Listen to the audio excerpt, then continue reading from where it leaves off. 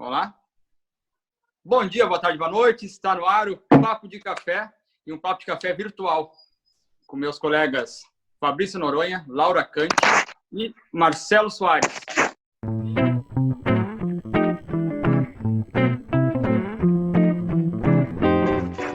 E, infelizmente, hoje não temos a presença do Wagner, que está numa ilha isolada do coronavírus.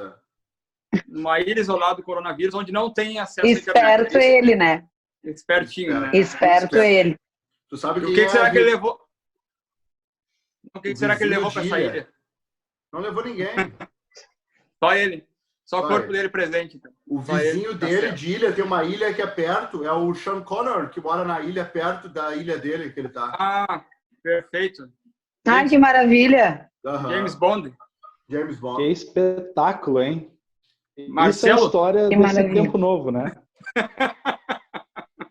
Marcelo Bond, né? Marcelo tem umas caricaturas dele de James Bond, viu? Só para lembrar. E fica à disposição, porque esses dias já pediram caricaturas aí, é só mandar a foto que eu faço, não tem problema. Ó, perfeito. Vou mandar Olha que maravilha. Mandar uma foto da Não, doutora. minha não. Não? Aliás, antes de eu entrar no assunto, para abrir aqui nosso papo, vamos se divertir um pouquinho mais, porque a ideia do Marcelo presente aqui também, além dele contribuir com o seu conhecimento, é que ele é uma excelente cobaia para o sistema de implante capilar da doutora Laura. Verdade. Eu fico preocupado só com a palavra cobaia. Porque a cobaia sempre morre no na final. verdade, assim, cobaia eu já não preciso mais, né? A parte do cobaia eu já passei. Agora eu preciso de gente que pague mesmo pelo implante. Aí pagando a gente faz. Então esclarece aqui, ninguém morreu de cobaia, né? Nenhuma cobaia morreu, né? Não, todas as cobaias passam bem. Estão vivas e passam bem. Todas mantiveram a cabeça. As cobaias da nenhuma doutora foi Laura decapitada. Então tá, perfeito. Nenhuma foi decapitada. Mesmo que o careca seja convicto, doutora, então há uma esperança. Então, é isso? Sempre há uma esperança. Eu digo assim que essa parte de embelezamento e procedimentos estéticos, sempre há como melhorar. Então, sempre há esperança. Não te preocupe. Tem uma luz no fim do túnel. Luz no fim do túnel. Várias luzes luzes no fim do túnel. Perfeito. Falando em luz no fim do túnel, eu quero perguntar para vocês. Vamos começar. Vou perguntar para cada um. Não, o bom, só mais uma coisa, Fernando. O bom é que o Marcelo tem muita barba, né? Muita área doadora aqui. A gente pode vai ter bastante material para trabalhar, para aproveitar. Olha aí, ó, Marcelo. Viu? Só inverter. Marcelo, tá aí ainda? Marcelo voltou. Oi. Voltou, Marcelo. Oi. A gente tava falando mal de ti, tu caiu? Pelo jeito, né? A doutora tava falando que a tua barba é fonte de como é que dá para definir, doutora? Sim, que tem muito material para a gente trabalhar aí nessa careca, Marcelo. Dá para botar tudo que tá aqui para cá. Já pensou? O único problema é só inverter, viu? Só inverter. O problema que tá tudo meio branco já. Mas branco faz volume também, não tem problema. E não é charme, então tá, ó, já tem solução, ó. É charme, né? Tem até a doutora falou, exatamente. A Laura falou de luz no fim do túnel, e aí eu quero saber de vocês. O comércio foi reaberto essa semana, aqui em Santa Cruz, mas o que se viu foi cidadãos totalmente fora da realidade, sem se preocupar com cuidado, aglomerações. Temos uma ninguém de máscara, né? Exatamente. Temos uma aluna no fim do pouca túnel em gente relação de máscara.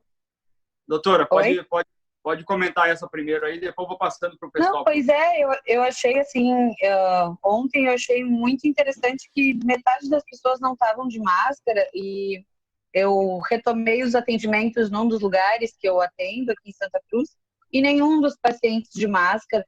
Então, as pessoas ainda não têm essa noção de que a máscara ela é para proteger quem está ao redor. E quando a gente não usa a máscara, a gente está sendo egoísta e descuidado com as pessoas que estão ao nosso redor. A máscara de tecido, essa comum, ela não vai nos proteger principalmente, ela vai proteger os outros. Então, se todo mundo tiver de máscara, a gente protege todo mundo, tá todo mundo protegido. Agora, se eu tô de máscara e quem tá na minha frente não, a pessoa da minha frente está me contaminando, né? E não tem como a gente saber, as pessoas têm essa ideia, não, mas eu moro no interior, eu não peguei. Não tem como saber. Tu foi no supermercado, tu foi na farmácia, tu circulou, tu viu gente, não tem como saber, né? Então eu achei assim, as pessoas ainda muito em negação do que está acontecendo no mundo. Exato. Entrando nessa questão, Marcelo, eu e o Marcelo tinha conversado ontem também já sobre isso, né? Isso atesta a tendência do brasileiro para a negação da realidade e para manter aquilo que o deixa na zona de conforto, né, Marcelo? Consequentemente, o que a gente viu nessas últimas 2 semanas, de uma forma geral, eram as pessoas se movimentando justamente sem nenhum cuidado, sem se precaver de nada, acreditando que o foco ou o que está acontecendo é lá em São Paulo, é lá no Rio, é lá na China, é lá nos Estados Unidos, e é justamente isso. E chegar ao ponto das autoridades, de uma forma geral, determinarem decretos para se usar o uso da máscara, por exemplo, né? Outras dos próprios supermercadistas colocarem notas, só entra no supermercado se tiver de máscara. Pô, isso é uma coisa de consciência que precisaria, sim, necessariamente, ter todos esses cuidados muito tempo antes. Justamente como a doutora falou, a gente não sabe como. E ainda no nosso interior, que a gente tem uma grande parcela das pessoas que moram no interior, nos arredores, ainda se tem essa ideia, não, mas aqui é no interior, aqui não chegou, aqui vai demorar para chegar, talvez nem chegue. Eu estava vendo agora no almoço, gente, uma reportagem na Globo News com os pesquisadores da UFPEL de Pelotas, que eles fizeram testes rápidos, mas é um tipo de teste rápido que só detecta se tu entrou em contato com o vírus, não detecta se tu está doente ou não. E eles fizeram essas testagens em mais de 4.000 pessoas no final de semana da Páscoa, né? No final de semana passado. E eles viram que o número de pessoas que já tinham entrado em contato com o vírus, com ou sem sintomas, era realmente muito maior do que as estatísticas oficiais daquela região. Então, na verdade, a gente não tem a real dimensão da magnitude dos contaminados, de quem já teve contato com a doença. Então, essa história de eu moro no interior, eu não tive nada, em mim não vai pegar, não funciona. E essa questão da proteção, como eu digo, ela é importante para a gente proteger os outros. Mas, assim, a gente também não pode focar só na parte ruim, né? Assim como tinha metade das pessoas que eu vi na rua sem máscara, tinha uma metade que estava se cuidando. Exato. E que está de máscara, né? E muita gente fazendo máscara em casa, improvisando como pode, outras comprando a N95, que é, enfim, que protege a gente que está usando também, né? Então, também tem o lado bom. Tem muita gente se cuidando, sim, mas muita gente ainda não caiu na real. Fabrício. Eu e o Fernando, a gente falava, né, dessa questão que eu acho que a gente deveria começar a usar outro hashtag também, que é o cuide dos outros, né? Porque eu acho, sabe, quem tá saindo, quem tá viajando, quem tá fazendo isso e não tá usando máscara, tá prejudicando o outro, porque quem tá transmitindo isso somos nós. Nós somos como que é o embrião, como é que se fala? O portador da doença. O vetor, transmissor. O vetor. A gente que é, né? E sobre isso que tu comentaste, né, Fernando, sobre o pessoal saindo, eu queria saber se essas pessoas que estão indo comprar, se elas têm realmente necessidade de comprar. Ou se é só capitalismo selvagem. Meu Deus, eu tenho que comprar uma roupa para ficar em casa. Né? Pelo amor de Deus, eu acho que aí está o Marcelo tem a reflexão sobre essa questão aí que tu está colocando. Deixa eu só finalizar. Mas eu acho que nós estamos num momento em que a gente tem que pegar, olhar para o guarda-roupa. Eu apontei para lá porque eu estou no quarto hoje gravando. Eu tenho que me livrar dessas roupas. Não comprar mais. Tem que fazer uma reciclagem, né? Pessoal, olha, joga algumas coisas fora ou doa para alguém que está precisando, né? mas não vai gastar no mercado igual né? No mercado não, nas lojas, né? Igual sem a necessidade mesmo, né? Fala, Marcelão. Eu vou usar um exemplo bem claro, tá? A minha Dinda, ela tem quase 80 anos, então eu faço todas as compras para ela e compro remédio, enfim, e aí é aquela história.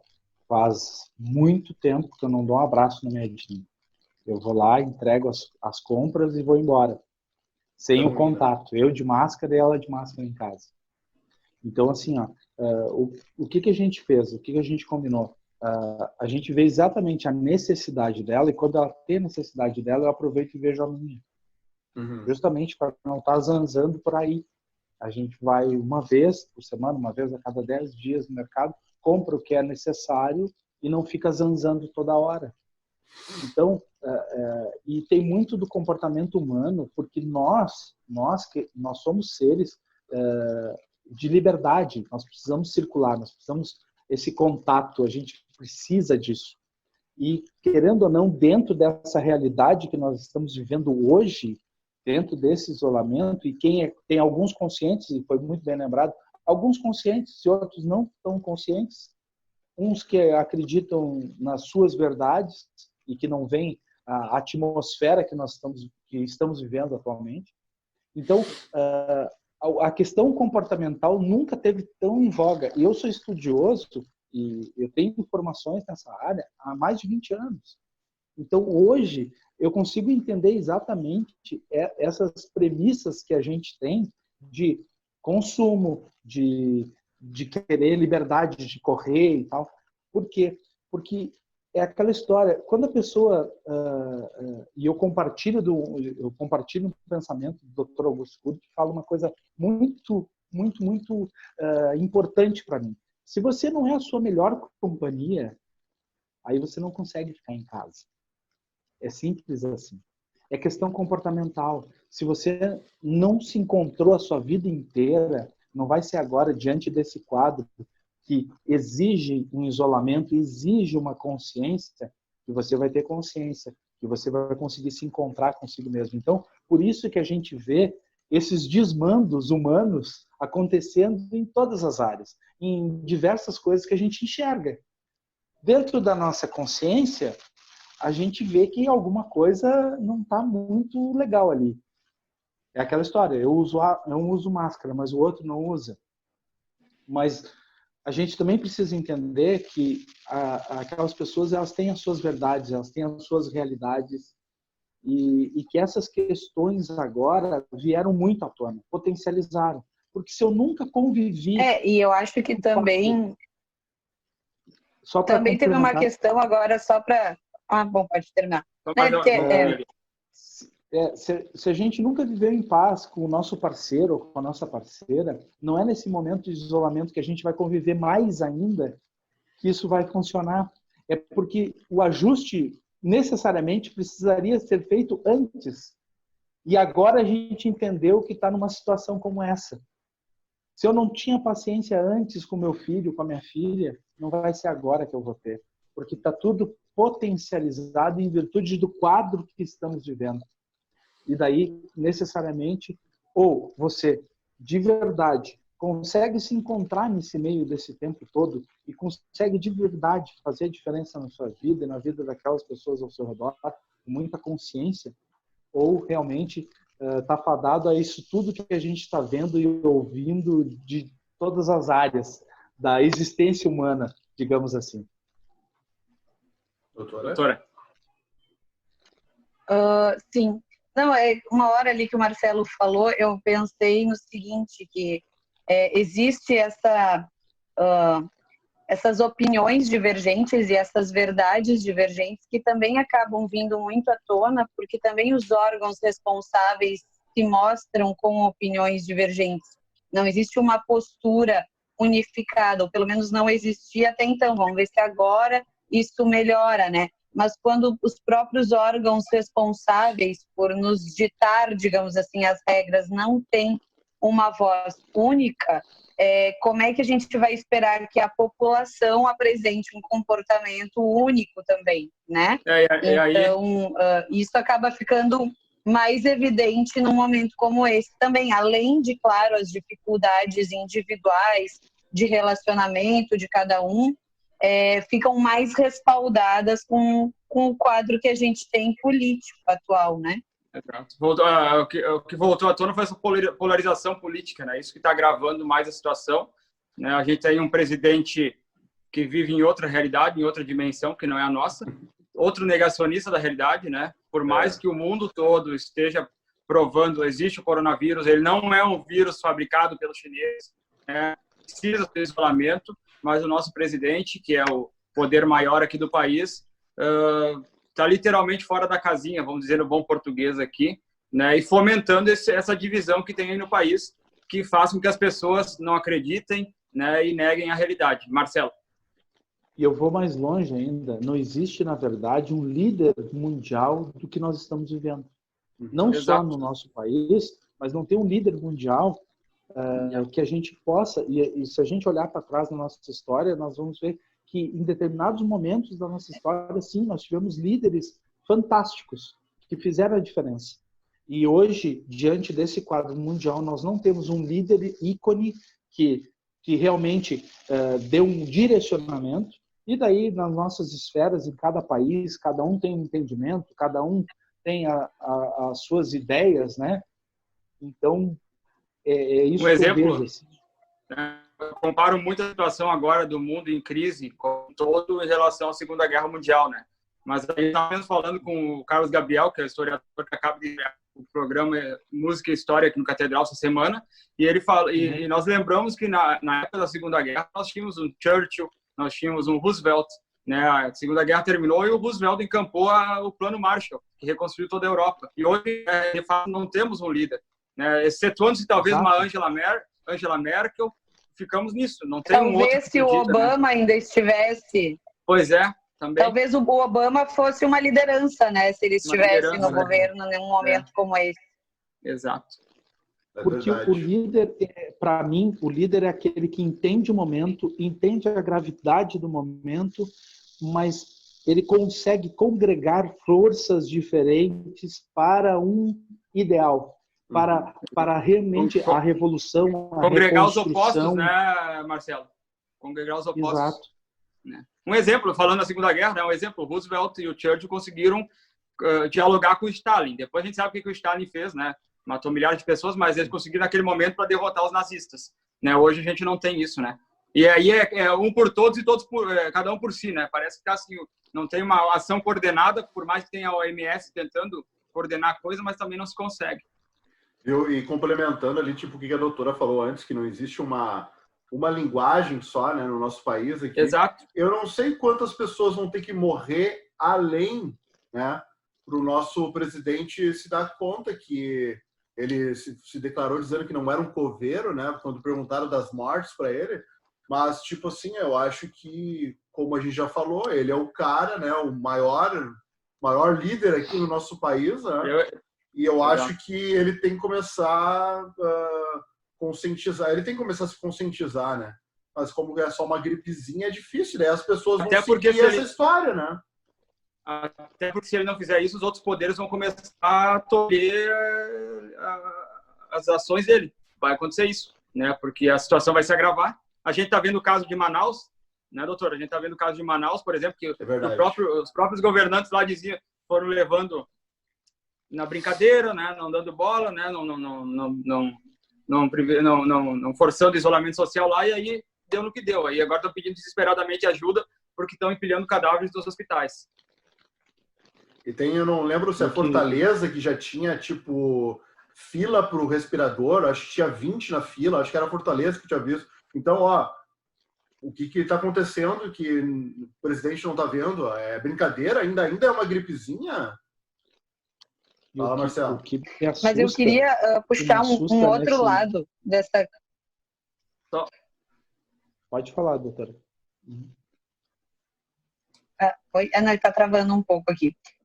Não, eu só ia comentar que, assim, claro, tem muitas coisas trágicas acontecendo de tudo isso, mas também tem muita coisa boa saindo de toda essa crise. E eu queria salientar isso para a gente também não ficar só na parte derrotista e pessimista de tudo isso, né? Então, por exemplo, assim, nunca foi tão acelerada a produção de tecnologia nacional na área da saúde. Tudo que antes se levaria talvez décadas para ter autorização, para passar a burocracia, e a maioria das empresas acabaria desistindo de fazer essa produção nacional, e tudo que é tipo de equipamento e insumo médico tinha que ser importado. E agora, numa questão de 2 meses, a gente tem a Ford abrindo as fábricas para produzir equipamento de respirador, a gente tem universidades, a gente tem empresários menores fazendo isso. Então, eu acho que isso é uma coisa muito positiva que a gente tem a agregar. Na minha área, a própria telemedicina, que vinha tramitando há mais de década aí, que os conselhos médicos não queriam aceitar a telemedicina, em questão de 1 mês ela foi instituída. Então, eu vejo que tem muita coisa boa. E no nível mais assim pessoal, eu vejo sim uma mudança de comportamento das pessoas já no dia a dia, as pessoas que me procuram no consultório, eu vejo essa mudança de comportamento. Então está todo mundo mais atento para a questão social, que nunca foi um hábito brasileiro, né? O brasileiro nunca se importou com o comunitário. Então tem muitas pessoas que estão começando a se atentar para as necessidades sociais e não só para as suas necessidades individuais. Então, existe sim uma mudança de comportamento e uma aceleração de tecnologias que é muito positiva para a gente, assim, como país, como nação, né? E isso só foi possível, talvez, por causa da crise do coronavírus. Não era uma coisa que aconteceria de uma maneira tão rápida se não houvesse uma crise tão grave. Marcelo. Tem o pessoal que está evoluindo, né, doutora? Tem um pessoal que está evoluindo, então. Fala, Marcelo. Necessariamente a gente vê essas mudanças estruturais nessas questões, porque justamente porque teve que acontecer um terremoto mundial para que a gente conseguisse se dar conta que a nossa reunião, a gente teria necessariamente que, vamos pegar por nós aqui, a gente teria que agendar uma hora, muito provavelmente se fosse no feriado nós não estaríamos disponíveis. Então, vamos parar para pensar nisso. E daí entram as mudanças comportamentais profundas que, se eu não me reinventei até ontem, necessariamente agora eu preciso pensar. Tem uma frase que eu uso muito nos meus treinamentos. Se você não parar para pensar na sua vida, a sua vida vai te parar para você pensar nela. E foi exatamente o que aconteceu com todos nós ao mesmo tempo. Eu faço uma analogia que estávamos todo mundo no trem da vida. A gente estava passeando lá, olhando a janela, olhando a paisagem. Ele vinha lá a 100, 120 km por hora e simplesmente ele parou.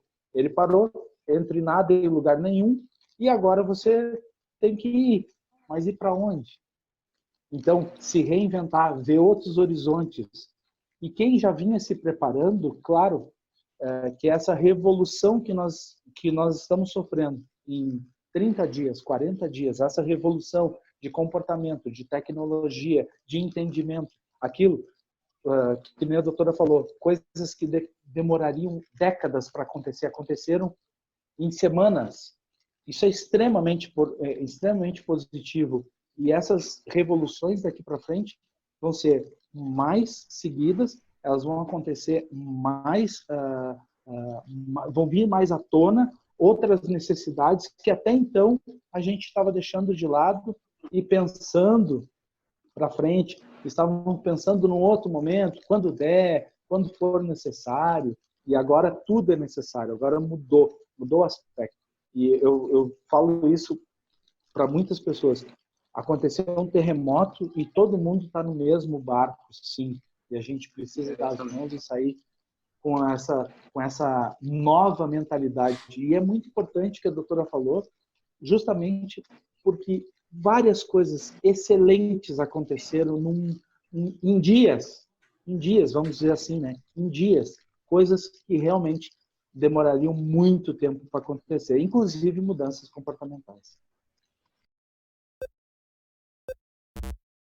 Pessoal, a gente falou sobre a questão da negação por parte de uns ou dos cuidados por parte de outros em relação à questão da pandemia e tudo.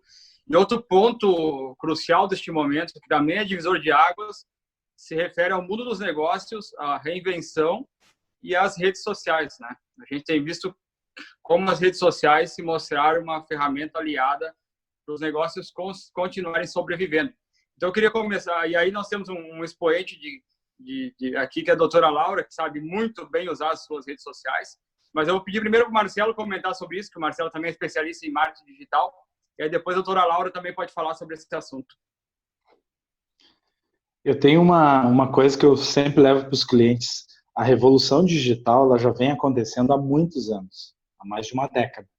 O que acontece é o seguinte, ou você participa da revolução digital ou você sofre a revolução digital. É o que está acontecendo na grande maioria dos negócios. Como nunca tiveram uma interação positiva com seu cliente, inevitavelmente agora querer criar esses laços é muito mais trabalhoso.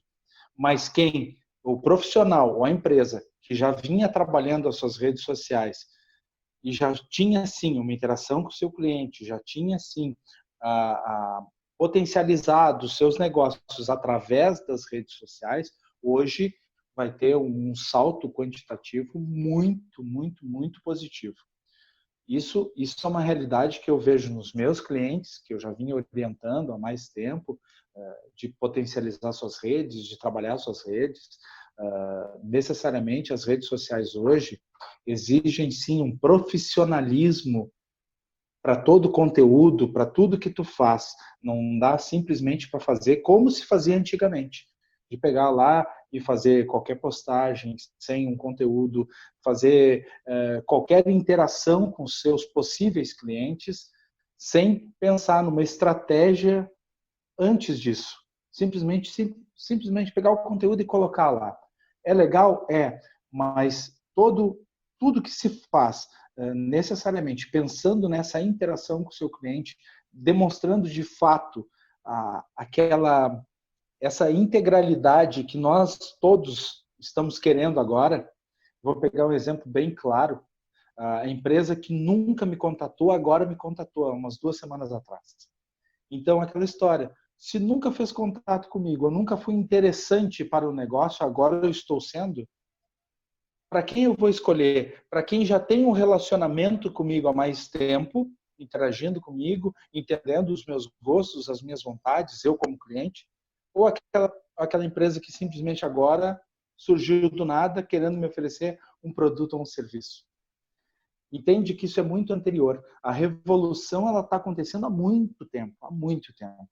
E o que eu sinto hoje do mercado de uma forma geral é que todo mundo correu para a rede social, que é o único veículo, vamos dizer assim, e, consequentemente, a gente está inundado de propostas, de produtos, de serviços, de pessoas, mas ninguém é bobo, todo mundo sabe disso, a gente vai saber escolher com maestria o que é importante para nós, onde é que está o relacionamento, porque se não tiver, e é uma coisa que eu sempre falo falava nos treinamentos presenciais até então, vende quem entende de gente. E a empresa que entende de gente vende para qualquer um, qualquer coisa, em qualquer lugar.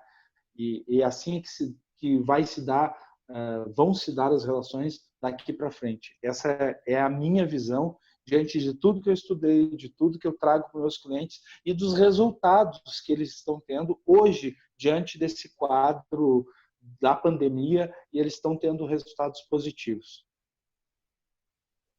Laura.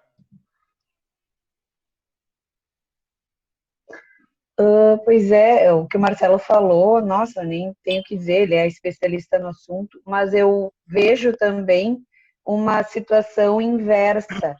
Quem, no entrar dessa crise e dessa quarentena, travou e desapareceu da rede social, também vai acabar perdendo para outras pessoas que souberam aproveitar esse momento e construir um relacionamento com o cliente.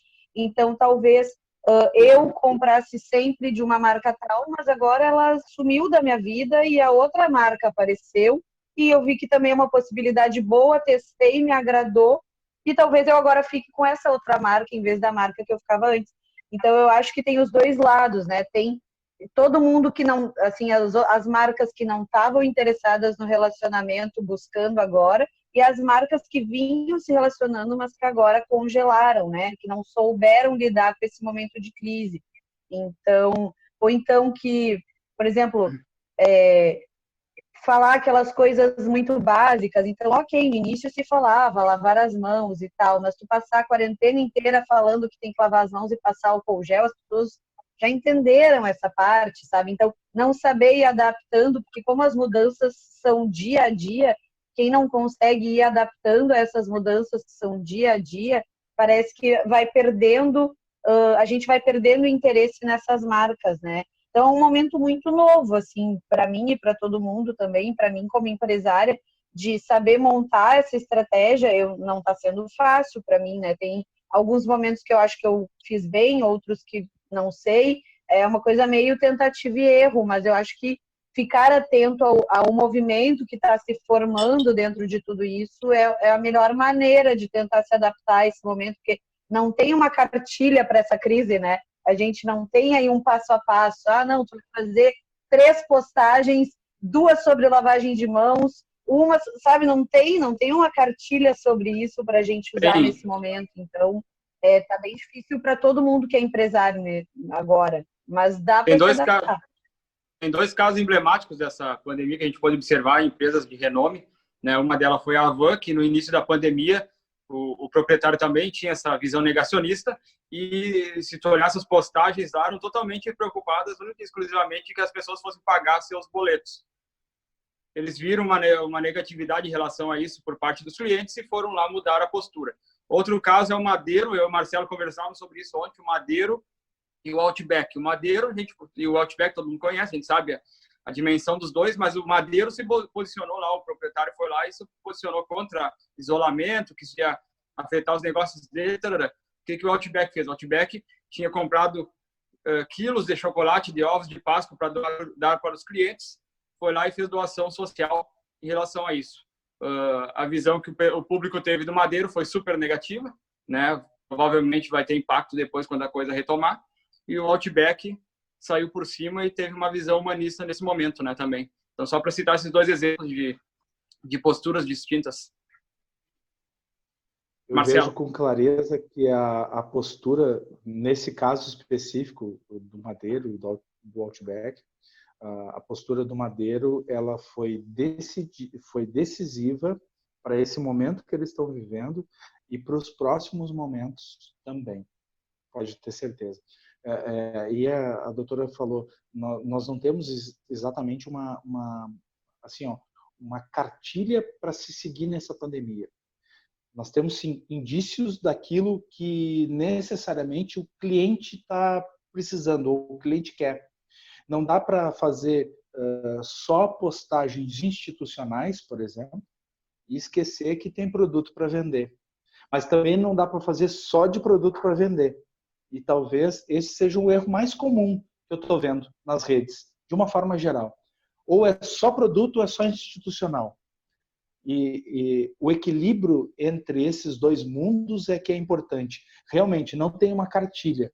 O que tem, sim, é muito estudo em cima do que está acontecendo no mercado, do que está sendo feito, desse tipo de posicionamento que é importantíssimo, porque a marca é sempre feita de pessoas e a maneira como as pessoas se comprometem, a maneira como elas se posicionam é, sim, fundamental para que essa marca continue trabalhando, para que essa marca realmente ganhe volume de força diante desse cenário que a gente está. Isso, sim, é fundamental. Mas, realmente, muitas das coisas é de tentativa e erro. Mas o que a gente acertou hoje, talvez na semana que vem já não tenha mais um efeito. O que a gente errou ontem talvez seja o acerto do amanhã. Então, é um eterno aprendizado.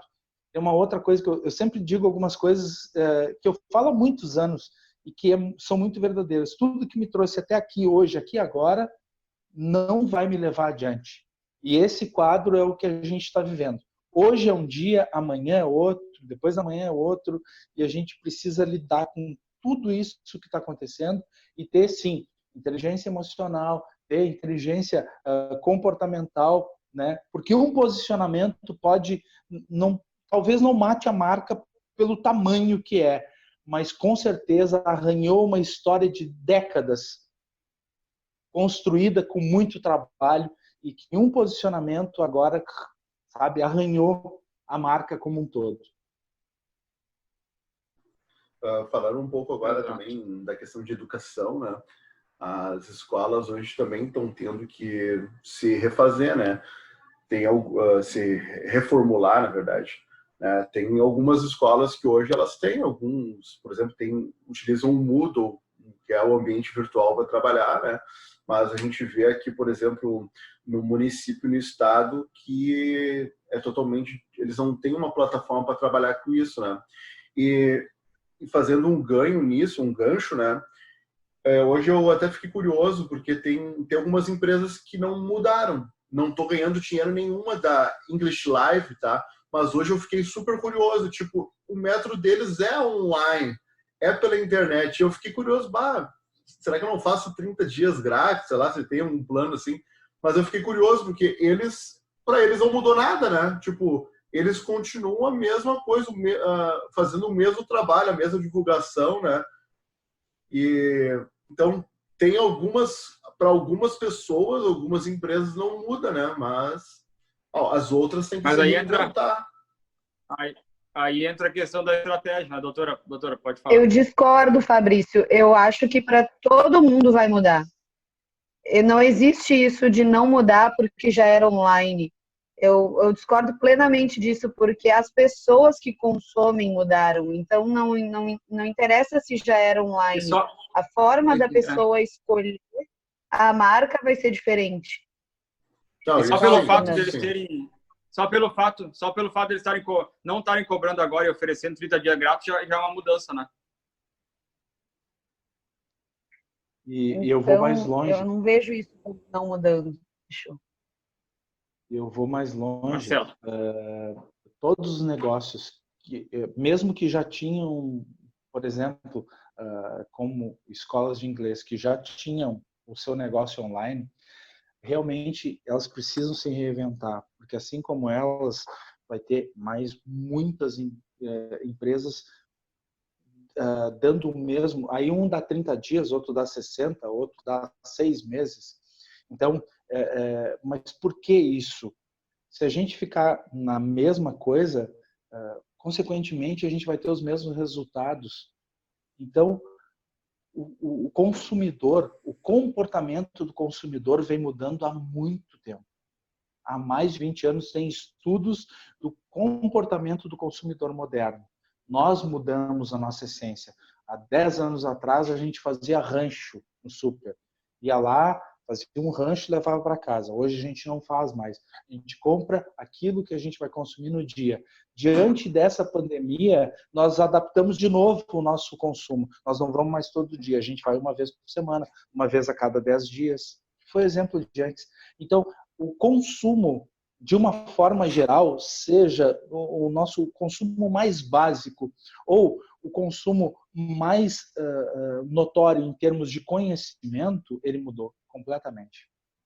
Tem muitos cursos, eu vou fazer um exemplo bem claro, tem uma escola de hipnoterapia que nunca disponibilizou curso online, nunca, era sempre presencial, que foi a minha primeira formação há mais de 10 anos atrás.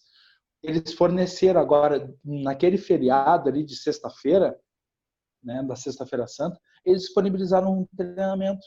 Era quinta, sexta, sábado e domingo. Online, tudo online. Que já era vamos dizer assim, uma coisa nova dentro do negócio deles. É muito interessante. E, claro, é uma metodologia que presencialmente, pelo nível de conhecimento que eu trago, é óbvio que presencialmente ele tinha um impacto diferente, sem dúvida nenhuma. Agora, não deixou de ter o conhecimento. E daí a gente vai mais longe. O homeschooling, que a gente já vê em outros países funcionando, é o que de repente eu vou ter que adaptar para minha filha. Eu fiz uma rotina com ela. A minha filha mora no interior, em Monte Alverne. O que a gente fez? Eu e a mãe dela, olha, vamos pegar 3 horas do dia para ela estudar, para ela não deixar de estudar. Para quê? Para ela ter uma rotina positiva no dia a dia dela, independente do que está acontecendo. Buscar uma solução. Eu tenho uma filha de 9 anos, então eu estou aplicando nela esse conceito. Ela tem um período do dia dela que ela precisa estudar. Então, independente desse movimento de homeschooling, tá forte ou não no Brasil, em outros países ele já funciona há muito tempo. Então, pegar algumas ideias, adaptar, trazer para o nosso mercado e fazer acontecer. Isso não aí, só Marcelo, nos negócios, a gente vê tudo que está acontecendo ao nosso redor. Em testemunho, ouvindo relatos de mães conhecidas, né, têm dito que os filhos têm estudado como nunca em casa. Né, e por isso, inclusive hoje o governador está fazendo uma live e uma mãe disse, suspende as aulas até julho, deixa o homeschool, né, porque a minha filha está estudando como nunca antes estudou em casa. Então é um exemplo de que é uma possibilidade que está se abrindo aí no horizonte. Né? E querendo ou não, a responsabilidade trocou de mãos, né? O que aconteceu? Exato. Se a gente for olhar culturalmente, a gente pegava a criança e mandava para a escola, né? E a escola, e tem aí o Fabrício, né? Que conhece bem isso. Bota a criança lá na escola e a escola que se vire. Agora não, a criança está dentro de casa, então eu preciso me virar. Mudou, a responsabilidade mudou de mãos. E outra, a responsabilidade, na verdade, da educação básica, que é o que o teu filho carrega para dentro do ambiente escolar, é de responsabilidade dos pais. Sempre foi. Exato. Só querendo ou não, diante de tudo isso, a gente terceirizou. E agora não tem mais terceirizar. É dentro de casa, é ali que precisa realmente as coisas começarem a funcionar, para que depois lá, com os mestres, com os professores, e a minha mãe foi professora a vida inteira, e a minha Dinda, que eu usei como exemplo também. Então, eu tenho o maior apreço, maior orgulho pela profissão, e acredito sim que é uma profissão muito honrosa e que, ao longo do tempo, foi desprestigiada, vamos dizer assim. É a profissão pela qual passam todas as outras, na verdade, né? A principal, a primeira de todas e pela qual passam todas as outras. E esperamos que, a partir desse momento, também sejam mais valorizados, assim como os profissionais de saúde sejam muito mais valorizados, né? E que esse momento sirva de reflexão para isso que tu está dizendo, para os pais verem o quão difícil é ser professor, já que os pais estão em casa no papel de pai, mãe e professor agora também. Mas as pegadinhas que tem acontecido agora é o pai falando, né? Tem que pagar mais para esse professor, né? Porque eu não estou aguentando em casa, né? Tem umas pegadinhas que a gente está vendo. Mas é bem isso, sabe? Os professores estão trabalhando em casa, estão planejando aula, estão enviando da forma possível, né? E antes, quando a doutora disse que não concordava comigo, mas o que eu estava falando era que, claro que eu disse que a empresa ela já trabalhava, né, com inglês online, né? Só que agora, claro que ela tem que se reinventar, como o Marcelo falou, porque vai ter outras agora que vão dar online também as coisas. Então, vai ter que ficar se reinventando, né? Se reinventando.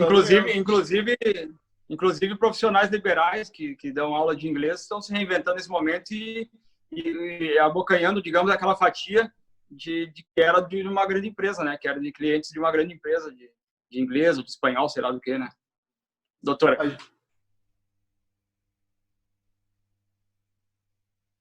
Doutora Laura? Oi. Não, eu fiquei meio na minha, porque eu não tenho filhos, então eu não tenho essa experiência do homeschooling, assim, mas eu percebo com as pessoas que eu convivo que isso tem sido um desafio muito grande para os pais, né? Porque daí tem a questão seguinte também de que os pais, além de estar fazendo homeschooling, também tem que fazer o trabalho de casa, né? O home office. Então, são dois lados da mesma moeda, assim, né? O jeito que as famílias se organizaram hoje em dia é um jeito em que se terceirizou bastante a educação, mas também os dois pais estão fora de casa trabalhando na maior parte das vezes, né? Então, é difícil agora adaptar todas essas demandas. Então, assim, a gente dispensou a funcionária da limpeza. A gente tem que cuidar da limpeza da casa. A gente não tem escola, então tem que cuidar da educação dos filhos em casa. A gente não pode ir no trabalho, então tem que trabalhar de casa. Então, assim, fora o convívio com a família 24 horas do dia, que não é uma coisa recorrente nas nossas vidas. Então, são muitas demandas para a gente juntar em tão pouco tempo e se adaptar a elas de uma maneira positiva. Eu acho que, assim, apesar de concordar que a responsabilidade da educação é dos pais, eu acho que é muito desafiador e é difícil de a gente estabelecer assim uma regra de maneira generalizada para isso, porque cada família tem uma organização diferente e nem todas as famílias conseguem lidar com todas essas demandas. Para mim já foi difícil, que não tenho essa parte dos filhos, da criação dos filhos. Para mim já foi difícil lidar com manter alguma rotina de trabalho, mesmo nos dias em que eu fiquei 100% em casa, manter a questão da organização da casa, da comida, da limpeza, manter o relacionamento com o noivo em dia, mesmo estando os dois confinados, frustrados de não poder sair, manter a atividade física adaptada para dentro de casa. Então, são muitas demandas que a gente tem que organizar, assim, e acho que para cada um deve estar sendo diferente adaptar tudo isso ao ambiente de dentro de casa. E pegando um gancho nessa situação, e aí é uma questão do Marcelo, do que ele estava falando lá atrás também, em tudo isso que está acontecendo também tem aumentado justamente porque alguns não sabem lidar com essa divisão de demandas nesse momento de quarentena, né? Tem aumentado a violência doméstica, ou seja, o pau está comendo em muitos lares porque as pessoas não sabem já não sabiam, né, Marcelo? Então agora piorou. Eu queria que falasse um pouco disso também. Deixa eu atrapalhar o Marcelo. Marcelo, já te deixo falar, mas fazendo uma brincadeira, já que o Wagner não está aqui, né? Mas e se a gente se acostumar com isso depois, hein? E se eu não quiser mais voltar a trabalhar? Porque, tipo, eu sou da educação... Mas olha, que eu vou dizer para vocês que... Fala, Duta. Olha, eu fiquei 2 semanas totalmente parada do consultório, né? E aí, na terceira semana, quando eu comecei a voltar, eu confesso que foi difícil, viu? É fácil a gente se acostumar a ficar em casa. Porque é totalmente diferente. Vamos supor, se eu vou fazer a telemedicina, eu tô aqui arrumada da cabeça para cima e tô de short chinelo da cabeça para baixo. A limpeza eu faço a hora que eu quero, os vídeos eu faço a hora que eu quero. Então, olha, não é fácil voltar, hein? Vai ser muito difícil para muita gente voltar à rotina de bater cartão aí. Porque eu tô assistindo, eu tô conseguindo assistir um filme por dia, coisa que no trabalho normal eu não consigo, mas tô conseguindo, quero ver depois quando a gente vai voltar normalmente. E Marcelo? Eu dei o exemplo do Truman esses dias, postei no Story lá que a gente se acostuma com o ambiente que está à nossa volta, né? Por isso que o Truman nunca descobriu que ele estava sendo filmado, que era uma... né?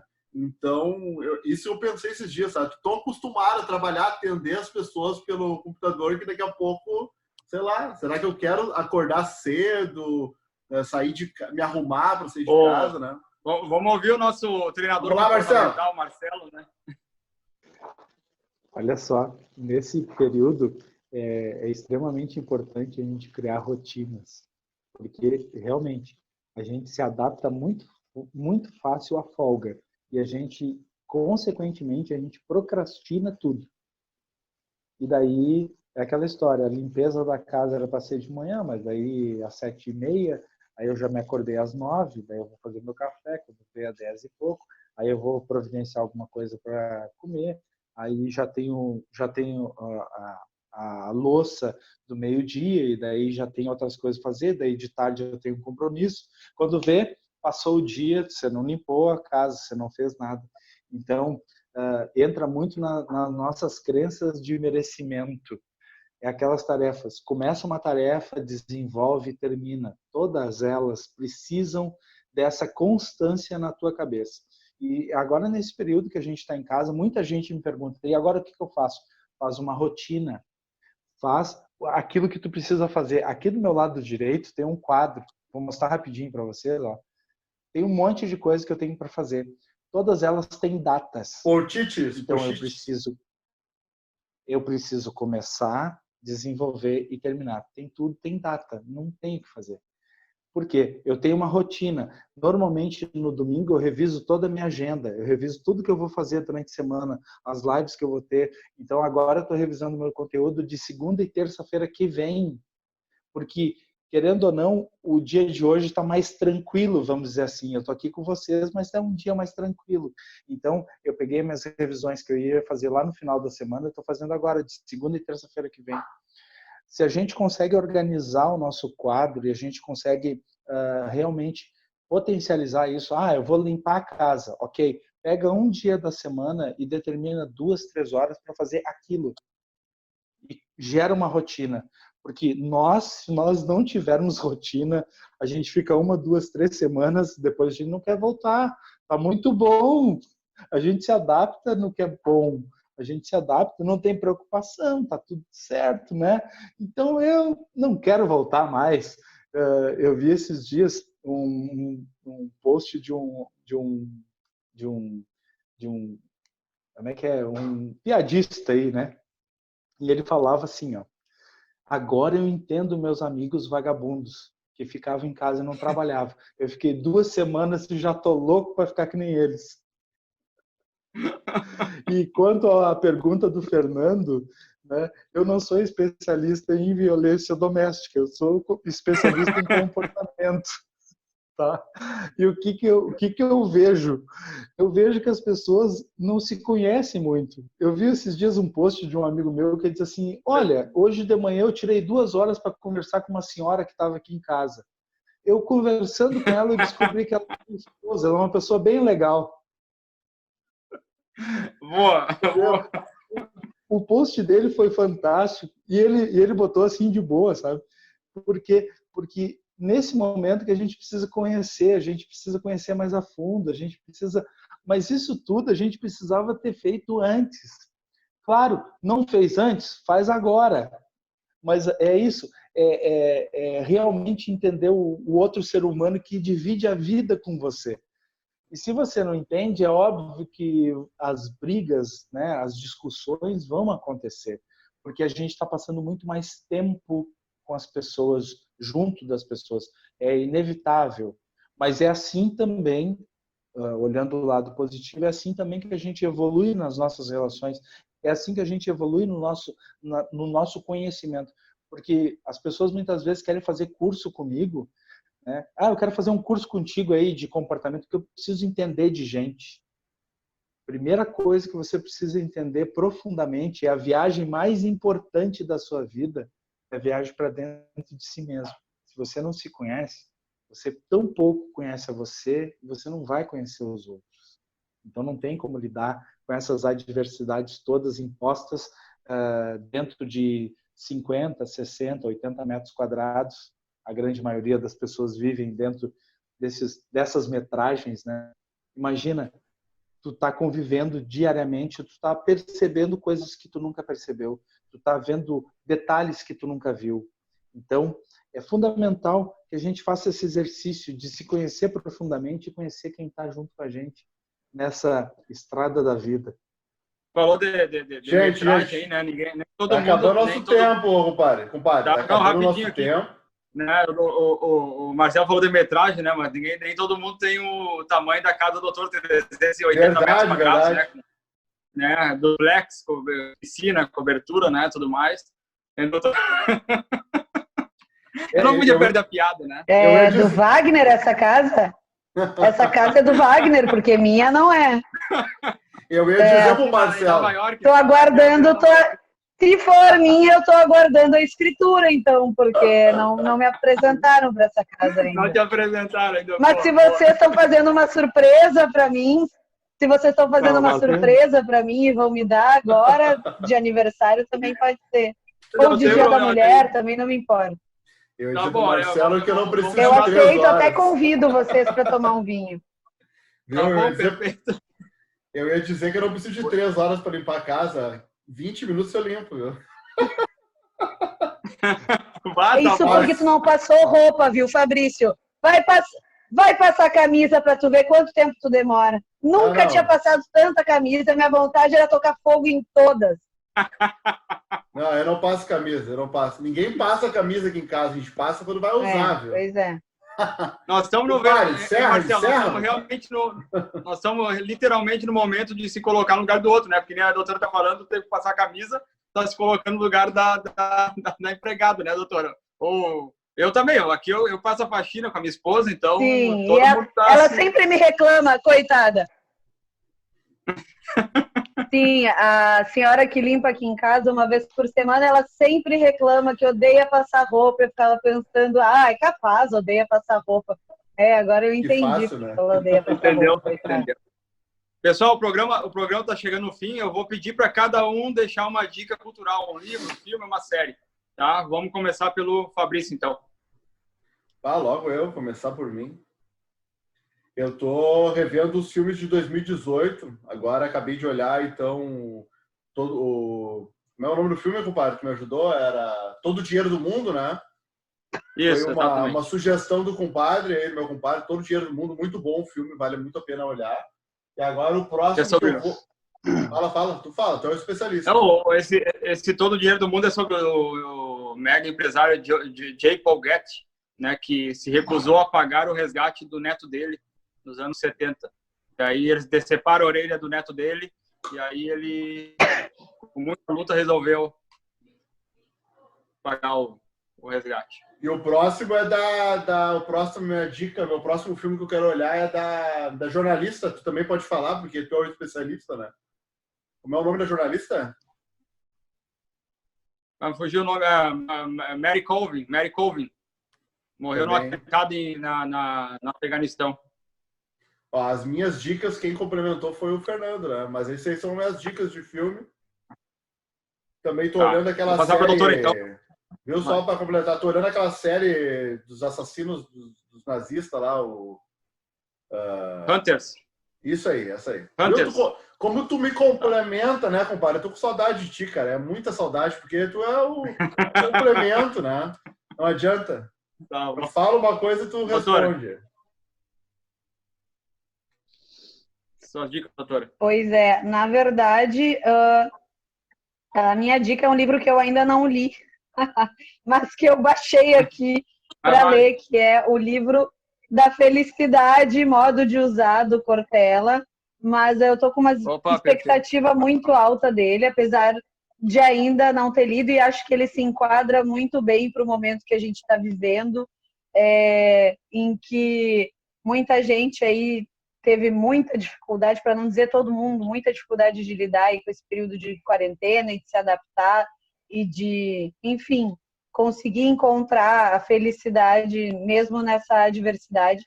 Então fica essa minha dica de leitura, apesar de que eu ainda vou começar, acabei de adquirir o livro. Só um complemento, que quem depois ler esse livro, eu Fora sugiro... isso...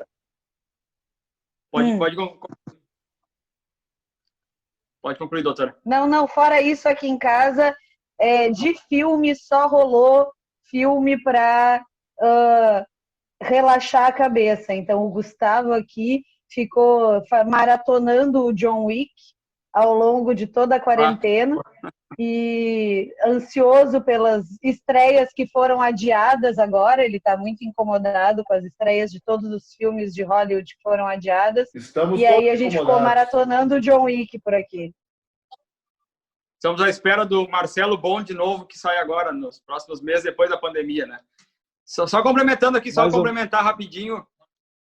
Só complementar ali, a doutora falou do Leandro Carnal, Pondé, né? Eu recomendo, então, quem lê o livro, depois também assisti antes a entrevista, a belíssima entrevista que o Carnal deu para a CNN, agora está na íntegra no YouTube, 2 horas de conversa, depois está baquinado por vários jornalistas sobre o mundo pós-pandemia. Eu assisti, Fernando. Na verdade, foi da entrevista que eu acabei comprando o livro. Foi a partir dessa entrevista que eu comprei o livro. Perfeito. Marcelo, e assim, nesse livro, que é o Cortella, o Carnal e o Pondé, eu como acompanho há muitos anos a obra deles, a doutora vai ver ao longo do livro que o Cortella tem uma visão realista, vamos dizer assim, de uma tal da felicidade. O Carnal traz para as coisas simples do dia a dia a tal da felicidade, e o Pondé tem, pela linguagem dele, ele tem uma ideia de felicidade muito triste. É muito interessante a maneira como ele coloca, como eles colocaram os três nesse livro, falando sobre essas questões humanas relativas à felicidade. E eu acredito, eu como pesquisador dessas fontes, eu acredito que faltou um filósofo ali para complementar esse time que em outras obras eles já trabalharam juntos, que seria o Clóvis de Barros Filho.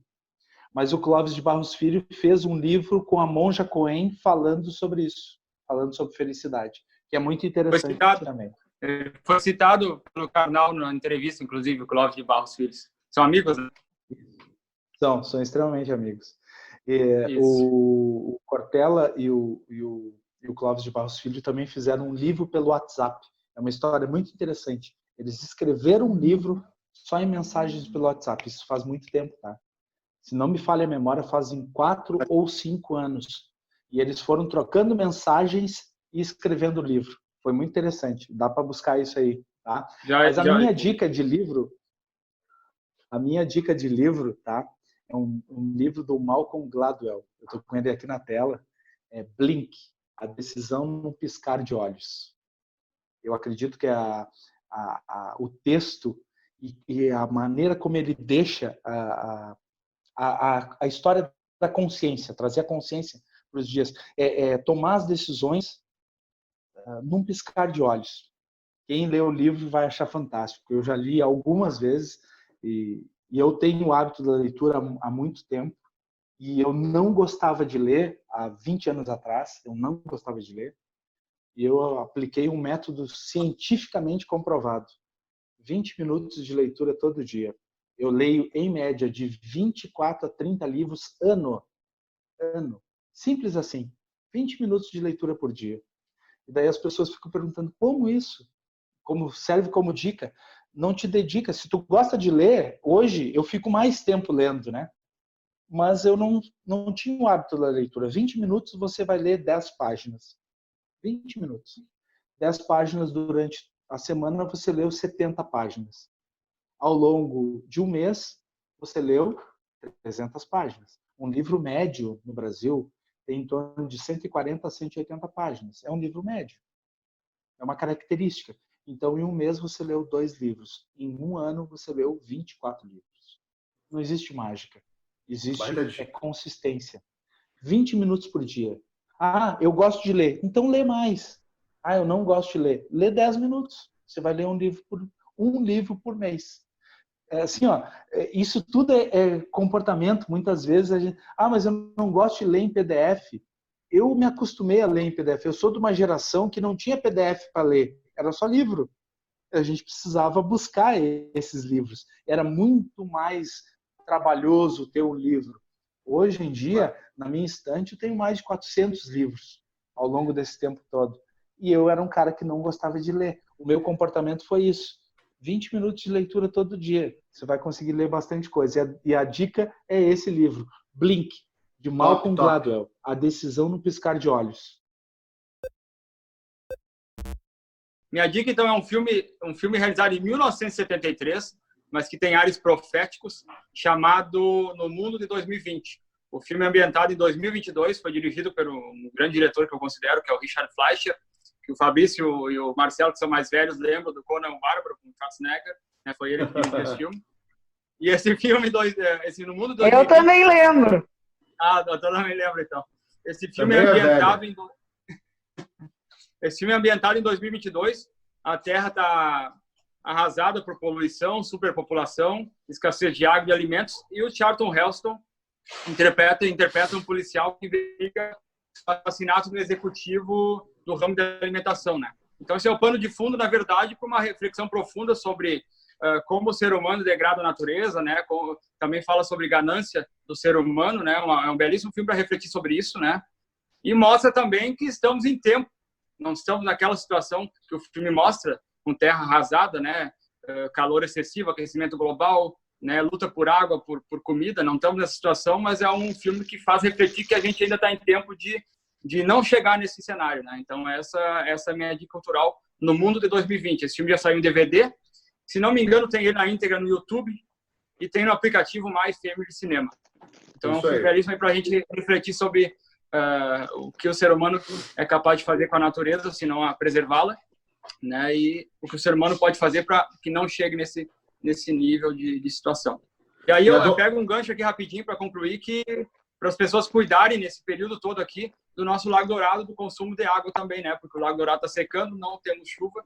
E aí a gente mostrou isso num vídeo aqui no Catedral TV, que a gente fez com drone. Então, só lembrando que tem que cuidar do coronavírus, mas tem outras coisas também que precisam ser cuidadas. Pessoal, a doutora voltou de máscara depois que caiu a internet? É para lembrar que tem que usar máscara, viu? É a única maneira da gente proteger os outros e se proteger. Isso aí. Perfeito. Então, vamos lançar aqui 2 hashtags, né? A nossa hashtag tradicional Fica em Casa e a hashtag que o Fabrício criou, que eu vou pedir para ele dizer. Hashtag Cuide das Pessoas. Cuide das pessoas. Cuide dos outros. Das pessoas, né? Isso Perfeito. Aí. Isso aí. Fabrício, Marcelo e doutora Laura Cante, muito obrigado pela participação em mais um Papo de Café Virtual. E até a semana que vem. Eu que agradeço, Fernando. Tchau, pessoal. Valeu, abração. Até a próxima. Até a próxima. Até a próxima. Tchau. Tchau, tchau.